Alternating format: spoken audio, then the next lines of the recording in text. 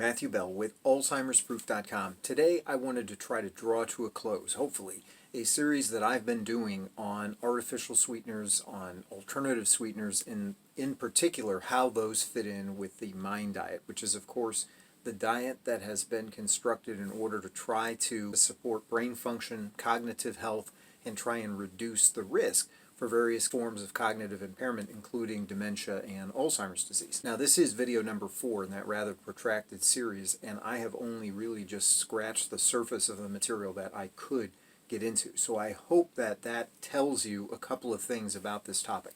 The first thing is, this is a very complicated topic, and there are no easy answers. But the second thing is, unfortunately, there are no real good answers either. And what I mean by that is, there's not a happy answer as to this magical sweetener that can give us everything we want. Namely, it just tastes super great and there are no negative health effects. It seems almost like a holy grail of sweeteners kind of a situation, because the safest answer that I can find, surveying various pieces of literature, is essentially that if it tastes sweet, you have to be really careful with it. And that might mean you have to limit it, and it might mean you have to avoid it altogether in order to maximize your health. I wish there were a better answer, but it appears to be a reasonable way of understanding all of the data. In particular, some of the sweeteners we're going to get into here in just a minute are artificial in the sense that they try and trick the body in some way. They try and deliver a sweet taste,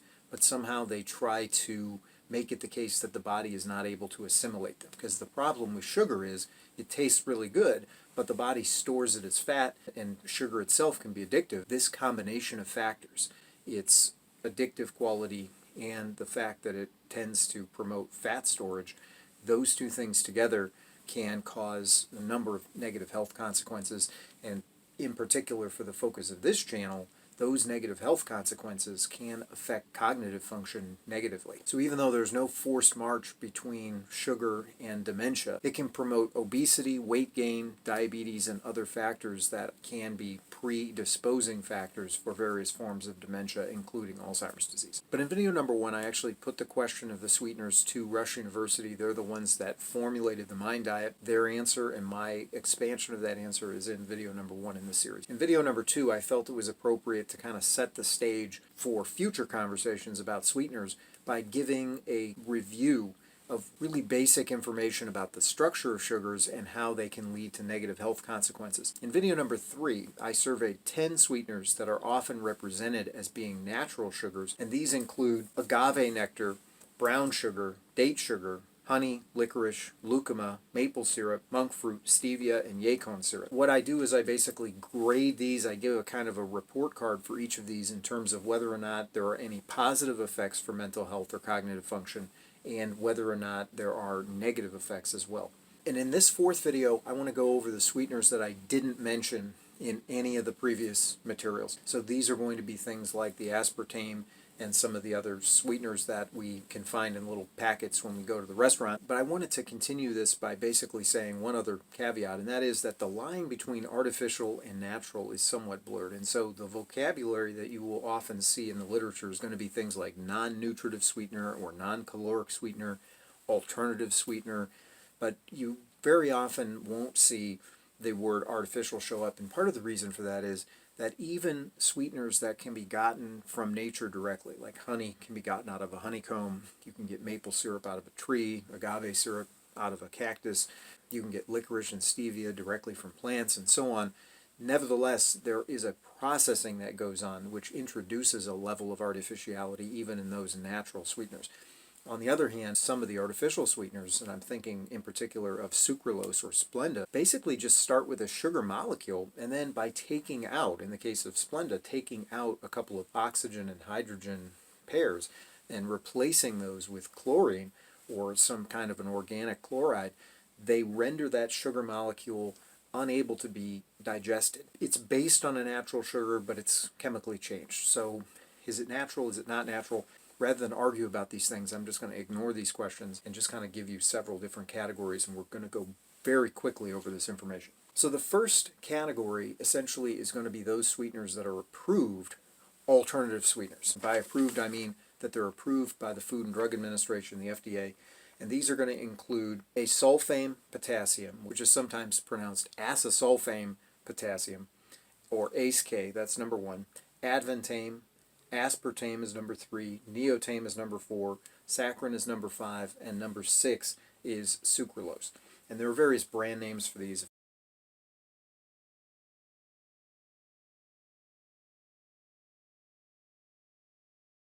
These sweeteners have the primary advantage of having no caloric content to speak of. Usually their glycemic index is also very low. The hope is that they're not going to contribute to things like obesity and weight gain because they just don't have any caloric value. On the positive side also, they're supposed to not be implicated in tooth decay the way that regular sugars are. And ACE-K and Advantame are also supposed to be diabetic friendly. This does have to do with their association with the glycemic index. For information on that, see the video on the basics of sugar. But there are some questions. So for instance, because a lot of these are chemicals that are synthesized in a lab, the way in which the body reacts to them can be somewhat unpredictable. And so unfortunately, there are articles that are coming out that suggest, for example, that aspartame, saccharin, sucralose do actually raise blood sugar, even though their glycemic index is low. And one of the things that has been speculated about this is that they just change the body's chemistry. For instance, they might change the intestinal flora in such a way as to cause this effect. In addition to this, they do have an unpredictable effect on people's hunger cravings. Some of the articles that you will read will suggest that even though they themselves have a low caloric value or no calories whatsoever, nevertheless they don't satisfy the body's hunger cravings, and so some people tend to eat more when they are eating or drinking foods or drinks that have these alternative sweeteners as a component. So it's somewhat difficult to really say, are they healthier or not? And in fact, several of them, for example, again, aspartame, saccharin, and sucralose, are also associated with metabolic syndrome, or MET-S. This is a cluster of health problems that is associated with cardiovascular disease and type 2 diabetes. It can be associated with obesity and weight gain. And basically, all of these negative health effects can also lead to dementia and other forms of cognitive impairment later in life. In addition to that, they have no nutritional value. There's no antioxidant properties. There's no nutritional profile. So unlike brown sugar or maple syrup or some of these that even though they have a high level of sugar, they also do tend to have other nutrients that come along with those. There really is no nutritional value in these whatsoever. Furthermore, aspartame and saccharin are not heat stable, so you can't cook with them. And in addition to all of that, saccharin has a bad aftertaste. Now, some of the natural sweeteners, for example, licorice, also have a bad aftertaste. Stevia to some people as well. But in this case, without any other redeeming properties, it's difficult to pass a positive judgment on really any of these things. Saccharin, in fact, has in the past been linked to bladder cancer in rats. I presume that enough researchers have sort of backed off on that link that they feel like it's approvable. It's questionable, it seems to me. Finally, Neotame is a sweetener that actually breaks down into methanol, methanol being a poison wood alcohol. So I'm sure the thinking is you're not going to eat enough Neotame in order to generate a methanol level in your body that's going to be problematic, but it is something to consider. None of the approved sweeteners seem to me to be safe enough to recommend in terms of the MIND diet, which again is a prescription for how to try to maximize brain health. If you want to maximize brain health, you're probably best to leave all of these at the door.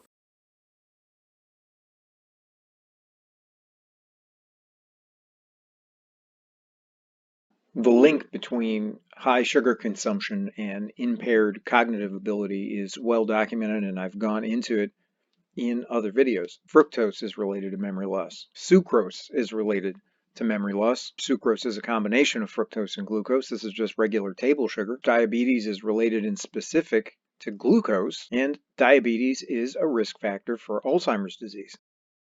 But given the present study, we should also examine the evidence of the potential toxicity of artificial sweeteners, in the words of this Journal of the American Association of Occupational Health Nurses article. Scientists disagree about the relationship between sweeteners and various lymphomas, leukemias, cancers of the bladder and brain, chronic fatigue syndrome, Parkinson's disease, Alzheimer's disease, multiple sclerosis, autism, and systemic lupus. But dozens of studies have linked aspartame to serious health problems, including Alzheimer's disease and dementia, and it's far from the only one. According to this Harvard Medical School article, Could artificial sweeteners be bad for your brain? After a rehearsal of the fact that past studies have linked the consumption of sugar-sweetened drinks with cardiovascular disease, high blood pressure, and obesity, many of which are, again, risk factors for Alzheimer's, we read that compared with people who said they didn't consume diet drinks, those who had at least one per day suffered 3 times more strokes and were 3 times more likely to develop dementia. So artificially sweetened beverages 3 times more likely to develop dementia, according to this study. Now, specifically, the study was concerned with saccharin, acesulfame K, and aspartame, and it was not predominantly concerned with sucralose. More on that in just a moment. And some caveats: this study cannot establish cause and effect. They're very clear about that. The study did not look at the overall health effects of soft drinks that were diet. They simply looked at the risk for dementia, and so they acknowledge the fact that it's still possible that these diet beverages are healthier overall than sugar-sweetened ones. I doubt it, but it's possible. And then they finally acknowledge that while the risk of stroke or dementia was higher, the overall risk was relatively low. But sucralose isn't without its problems. A common artificial sweetener might be making you fatter and sicker, according to the Washington Post. And which sweetener is that? It's sucralose. We've already talked about it. It can be found in brand names like Splenda, ZeroCal, Sucrana, Sucra Plus, but consumption of sucralose in combination with carbohydrates can swiftly turn a healthy person into one with high blood sugar. And in addition to that, some of these actually have a negative effect on what's called the gut microbiota. This is also called the gut microbiome, the intestinal flora, the bacteria in your stomach and intestines. Both of these articles from the National Library of Medicine. The effects of sweeteners on the gut microbiota, saccharin and sucralose shift the populations of gut microbiota, and then skipping down, sucralose affects the gut microbiota. And not just affects it, but affects it negatively. Sucralose negatively impacts the gut microbiome. According to Science Daily, artificial sweeteners have toxic effects on gut microbes. The collaborative study indicated relative toxicity of 6 artificial sweeteners: aspartame, sucralose, saccharin, neotame, advantame, and acesulfame potassium K, all of which we've been rehearsing, and various supplements containing these sweeteners. And it says the bacteria found in the digestive system became toxic when exposed to concentrations of only 1 milligram per milliliter of the artificial sweeteners. So it didn't take very much. Now, this got to be so big, I decided to make an entire video just going into it. So this is the last thing that I'll say about it here. But there is a link between the gut microbiome, aging, and Alzheimer's disease. And just summarizing it, in the Western diet, characterized by a high intake of saturated fats and added sugars, we have an increased risk of Alzheimer's disease. And they note here that unhealthy nutrition is linked to Alzheimer's disease, and that's because it can change the gut microbiota, and it can, in general, contribute to the development of dementia by promoting cognitive impairment, inducing oxidative stress, and contributing to neuronal apoptosis, that is cell death. And finally, at the bottom, we read that it's even associated with significantly increased amyloid deposition. And you'll remember that the amyloid plaques are one of the hallmark characteristics of brains that have Alzheimer's disease. So again, I get into this more in depth in another video because I realized that this was just too much to get into here. Now, second category of alternative sweetener are going to be the sugar alcohols, or the polyols. These are going to include things like erythritol, glycerol, isomalt, lactitol, maltitol, mannitol, sorbitol, and xylitol. Most of them end in TOL or tol. They have low digestibility and absorption. That's their main benefit. They're lower in calories than regular sugar. The best one in this regard is probably erythritol. They're also friendlier to diabetics than regular sugar. And once again, erythritol should be singled out here for special praise. Now, in addition to that, some of them are actually claimed to be good for teeth. So xylitol and erythritol are supposed to be fairly good. They're often found in gums for this reason. Xylitol supposedly has the ability to remineralize teeth, bones. That's a positive quality. The really negative thing about these polyols is that they are bad for digestion. So they can cause a laxative effect, they can cause gas, intestinal or digestive discomfort. But of the various sugar alcohols, erythritol and xylitol tend to have the fewest side effects, negative effects, and the most benefits. But still, there really is no nutritional value to these beyond that. There's no other nutrients, vitamins, Now the next category is what I'm going to call offbeat sugars. And here there's going to be some rather peculiar and unknown names, things like allulose, galactose, psychose, tagatose, and trehalose. These are sugars that are naturally occurring, but they are very difficult to extract. So sometimes they have to be synthesized, and their synthesis is expensive. It tends to be expensive. But the positive thing about some of these is that they actually do, some of them have antioxidant profiles, and so psychose and trehalose both supposedly are in that category. They're also not metabolized the same way as regular sugar. They're either not metabolized at all, or they're metabolized to a lesser extent than sugar, and so they don't tend to contribute to weight gain and obesity the way regular sugar would. They're more diabetic friendly, again, than regular sugar.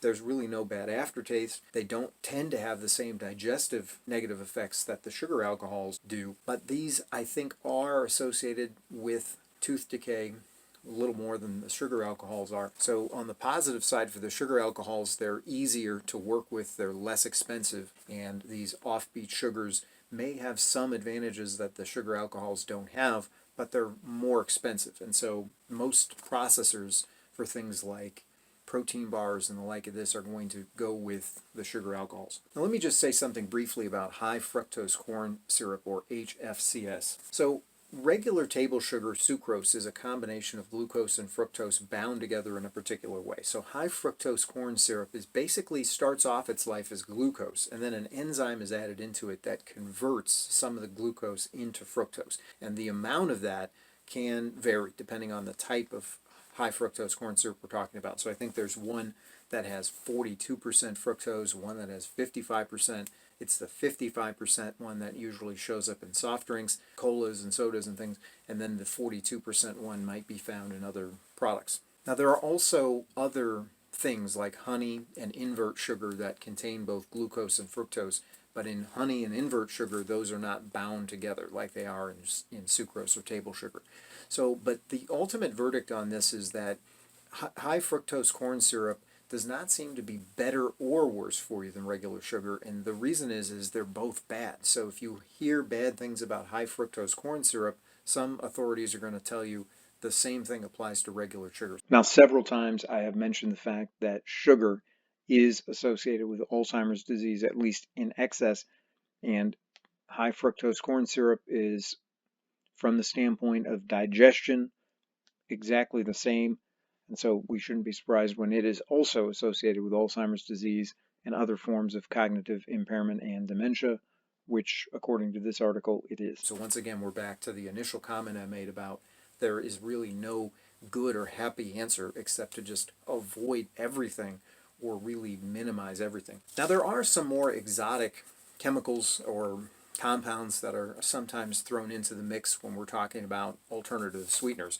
Now these are going to include things like the guanidines like bernadine, carolame, lugdaname, and sucranate. These have just got astronomical sweetness factors. So sometimes you'll read that some of these are in the neighborhood of 100 to 300,000 times sweeter than sugar. And I think the way they arrive at this, essentially this sweetness profile, is they will give a person a drink of sucrose in water. So they'll dilute the sucrose down to, let's say, 1% or 10%, and the person who's drinking the drink will then say at what point he or she notices the water tasting sweet. So the sweetness scale is then based on the question of how much of some other chemical is recognized in the same solution of water. So it's got to do with the recognition of the presence of the sweetener in a solution. Usually I think it's water. But these exotics have not really been tested as far as I know.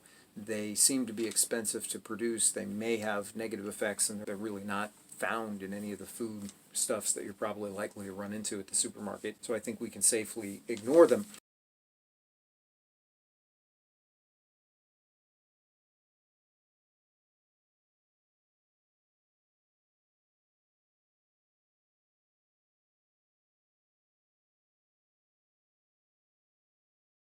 But the final category that I do think is interesting and worth mentioning is going to be the category known as the sweet proteins.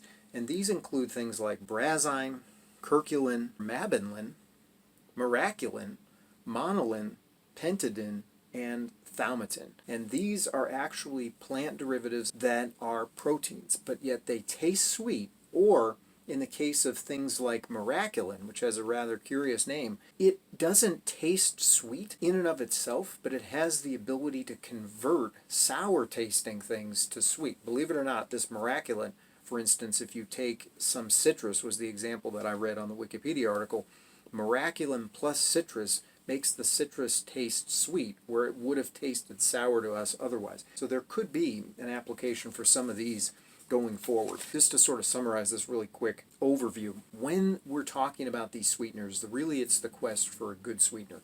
We want something that tastes sweet, that satisfies our sweet tooth cravings, but that doesn't have negative health effects. It doesn't make us fat, it doesn't predispose us to diabetes, it doesn't lead to dementia later in life. Obviously these are things we want to avoid. But the reality is there really isn't a good or clear answer. It seems that the safest answer is there isn't one. There isn't such a sweetener. If it tastes sweet, the warning seems to be that there could be negative health consequences associated with that. And because certain sweeteners, like sugar, have an addictive quality, perhaps the best advice is to simply leave them alone.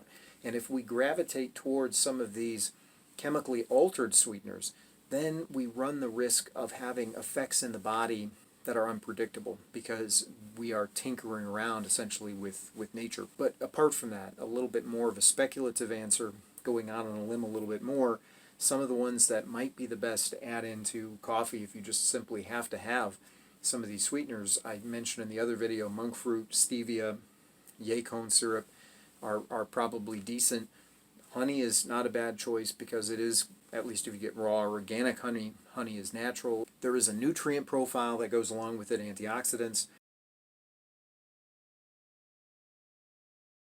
Instead of adding sweeteners to dishes, it might be better to simply just have a piece of fruit. This could be raisins or dates, which are very high in terms of sweetness. From a natural standpoint, you really can't do better than just eating a piece of fruit. In terms of processed foods, what you're going to probably find to be healthier than anything are going to be the ones that include the sugar alcohols, in particular erythritol, but the most promising category of alternative sweetener that I've run across so far is the sweet proteins. So you might look for those in terms of future developments in food processing. But if you found something of use in this video, I ask that you like it, subscribe to the channel, click the notification bell to be alerted to new content as it becomes available. I thank you for joining me today. I invite you to see the other videos if you want a refresher or if something you want to explore one of the topics that I kind of ran through really quick here. If you think that somebody else might appreciate this content, I ask that you share it with them. I look forward to seeing you again very soon. Thank you so much.